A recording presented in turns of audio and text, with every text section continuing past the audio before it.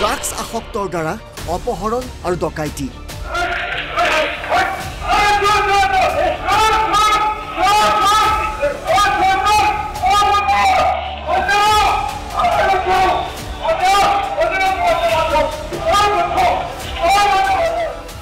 মাত্ৰ 1500 টকাৰ বাবে পুৱা 4:40 অপহৰণ কৰি ডকাইতি কৰিছিল এইজন সাধাৰণ পাচলি বেপাৰী।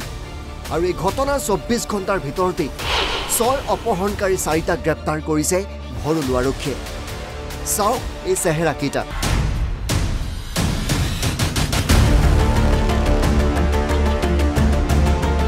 এই ডকাইত কেইটাৰ নাম হৈছে সিৰাজুল ইছলাম, বাবুল আলী, জাকিৰ আলী আৰু সাহেব আলী।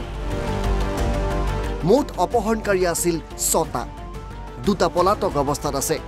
আৰু সকলোতকৈ ডাঙৰ কথা, এই অপহৰণকাৰী তথা ডকাইত কেইটা থাকে বৰপেটাত। আৰু বৰপেটাৰ পৰা গুৱাহাটীলৈ আহি অপৰাধ সংঘটিত কৰে। পাঞ্জাবাৰীৰ এজন লোকৰ পৰা সিৰাজে ভাড়াত লৈছিল সেই গাড়ীখন। 9 জুনৰ পৰা ভাড়াত লৈছিল গাড়ীখন। এই গাড়ীখনেৰে বিভিন্ন ঠাইত ঘূৰি ব্যৱসায়িক টাৰ্গেট কৰি লৈছিল। তো টোটেল 4জন মানুহ যোনকেইজন এৰেষ্ট হৈছে, এজন হৈছে সিৰাজুল ইছলাম, তেওঁ ঘৰ হাতীগাঁও, বাবুল আলী এলিয়াছ জোনাব আলী, তেওঁ খৰ্থেবাৰীৰ পৰা এৰেষ্ট কৰিছে, জাকিৰ আলী আৰু সাহেব আলী, এই দুজনক হাজোৰ পৰা এৰেষ্ট কৰা হৈছে। আৰু 2জন মানুহক আমি আৰু ফাৰ্ডাৰ এৰেষ্ট কৰিব আছে। কিন্তু ইতিমধ্যে আমি গোটেই ঘটনাটো কেনেকৈ সংঘটিত কৰিছিলে, কি কৰিছিলে, গোটেইখিনি আমি গম পাইছোঁ। পৰহিয়ে গাড়ীখন ভাড়া লৈ বিভিন্ন জেগাত ঘূৰি ফুৰিছিলে তেওঁলোকে। মানে বৰপেটাৰ পৰা আৰম্ভ কৰিছিলে আৰু বৰপেটাৰ পৰা আহি গুৱাহাটী পাইছিলহি। গুৱাহাটীতো আহি পালে পল্টন বজাৰ, পাণ বজাৰ, এইবিলাক অঞ্চলতো তেওঁলোকে ঘূৰি ফুৰিছিলে, যাকে পায় তাকে উঠাম বুলি। তো গোটেইকেইটা মানুহেই প্ৰায় মানে আগতে কেছ থকা আছামীয়ে হয়। আৰু তেওঁলোকে মানে এই বস্তুটো টাৰ্গেটেই এইটো কাৰণে কৰিছিলে যে ইয়াত বেছি কেছ থকা মানুহ অলপ ঘূৰি ফুৰা কৰিব পাৰে বুলি তেওঁলোকে এই জেগাখিনি টাৰ্গেট কৰিছিল। গ্ৰেপ্তাৰ হোৱা জাকিৰ আলী আৰু সাহেব আলী পূৰ্বেও চুৰি ঘটনাত গ্ৰেপ্তাৰ হোৱা। 4টা অপহৰণকাৰী 2টা ড্ৰাগছ আসক্ত। এই চাঞ্চল্যকৰ অপহৰণ কাণ্ডই আতংকিত কৰি তুলিছিল মহানগৰবাসীক। চব্জি বিজনেছ কৰোঁ মই। ৰাতিপুৱা ঘৰৰ পৰা 4:15 ওলাই গ'লোঁ। ওলাই গৈ তাত প্ৰায় 4:30 মানত পালোঁ। লাগিল মইতো ঘড়ী চৰি নাই, মোবাইল চবা নাই। মই গৈ পোৱাৰ পিছত এই ভৰলু নাপতে তাৰমানে মোক সেই দুষ্কৃতি তাৰমানে গাড়ীখন এনে আগবঢ়াই দিলে, দি কেনে মোক ঘেৰাও কৰিলে। ঘেৰাও কৰি তাৰমানে হেৰি কৰিলে, উঠো চাইকেলখন টানি ধৰিলে। চাইকেলখন টানি ধৰাৰ পিছত মোক তাৰমানে হেৰি কৰিলে, উঠো মোলৈ কেলৈ উঠিব লাগে চাইকেলত, উঠো বুলি ক'লে মই কেলৈ উঠিব লাগে, কিন্তু নাই যাতে মোক এটা মুখত এনে ঢাকা এটা মাৰি দিলে।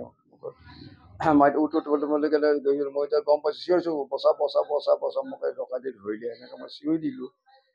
চিঞৰি দিয়াৰ পিছত তাৰমানে জোৰ ঠেলা মাৰি কেনে লৈ মোক ভিতৰত লৈ গ'ল। ভিতৰত বন্ধ গ্লাছ বন্ধ কৰি থোৱা আছে, বন্ধ কৰি মোক লৈ গ'ল। ভৰলু থানা আগেদি একদম পুৰা লৈ একদম গুচি গ'ল। আইনাচাল মই চিঞৰিছোঁ, কোনোতো মানুহ শুনা নাপায়। মোক গাড়ীখনৰ ভিতৰতে মই আছোঁ, কোনো বেলেগ মানুহ বাহিৰতো মানুহ শুনা নাপায়।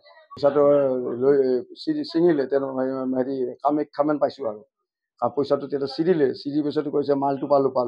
পকেটত কিমান আছে সিহঁতে নাজানে, মাল পকেটত চিৰিতে পইচাটো সিহঁতে নাজানে কিমান আছে। তাৰপিছত হেৰি লৈ কেনে তাৰপিছত মোক কৈছে এতিয়া শ্লপিং কৰ বোলে। এতিয়া হেৰি ব্ৰিজখন কামাখ্যা ব্ৰিজ হেৰি কৰে, ব্ৰিজৰ ওচৰত তাৰমানে হেৰি জায়গা শ্ল' কৰি কেনে মোক ঢাকা মাৰি আৰু পেলাই দিলে। ডকাইত কেইটাই মনীন্দ্ৰ দাসৰ পকেটত পোৱা 1500 টকা কাঢ়ি লৈ নীলাচল উৰণ সেতুত নমাই দিছিল ভুক্তভোগীক।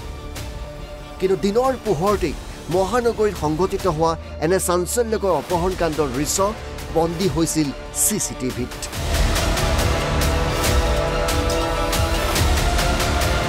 মালিগাঁৱৰ পৰা হাইদৰ আলী, NB নিউজ।